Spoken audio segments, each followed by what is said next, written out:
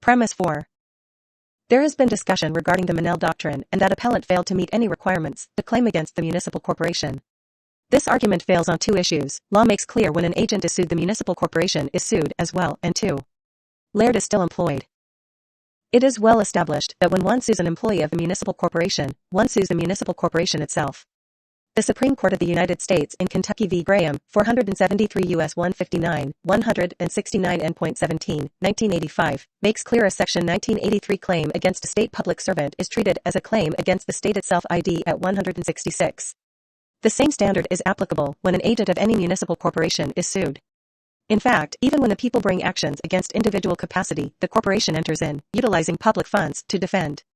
This is a concerning matter of having your cake and eating it too, where regardless of Monell, the municipal corporation still utilizes public funds to protect the malfeasant. Clearly, no reprimand occurred. Laird acted in direct contravention to myriad laws and constitutional limitations, used brute force and attacked without provocation.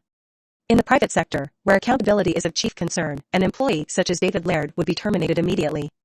The fact that Laird is still employed is a testament to the support of police misconduct with the municipal corporation as an acceptable practice, thereby the Monell threshold is met. Premise v. The court then attempted to claim that there were no damages, ROA.22-40653.240-281 especially 280. Law makes clear that any suppression of free speech is claimable. See example, Nieves, 139 SCT at 1722 and Steffield v. Thompson, 415 U.S. 452, 1974, setting the record that the mere threat of arrest is sufficient for a First Amendment claim. Fairley v. Andrews, 578 F.3d 518, 525, 7th Circle, 2009. Law makes clear that any retaliation to press is claimable. Irizarry v. Yahia, No. 21-1247, 10th Circle 2022, loss of First Amendment freedoms, for even minimal periods of time, unquestionably constitutes irreparable injury. Elrod v. Burns, 427 U.S. 347, 373, 1976. See ROA.22-40563.204-206.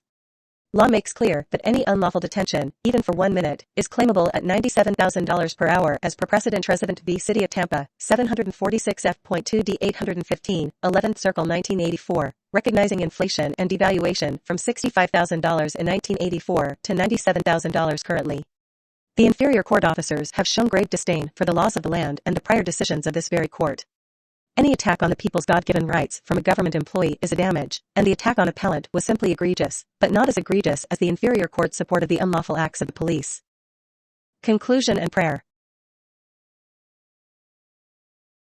It is the stance of the magistrate and judge in the inferior court that because appellant was verbally rude to police, the police had full authority to attack appellant despite all law and constitutional protections that make unequivocally clear that there can never be any retaliation to protected speech and protected press.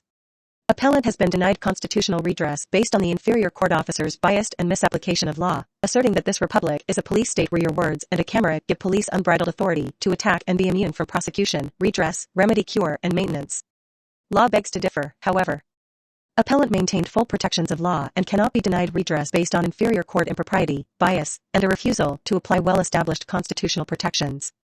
Wherefore, appellant respectfully requests that this court reverse the final orders of the district court filed on March 8, 2022, ROA.22-40653.462, and August 30, 2022, ROA.22-40653.548.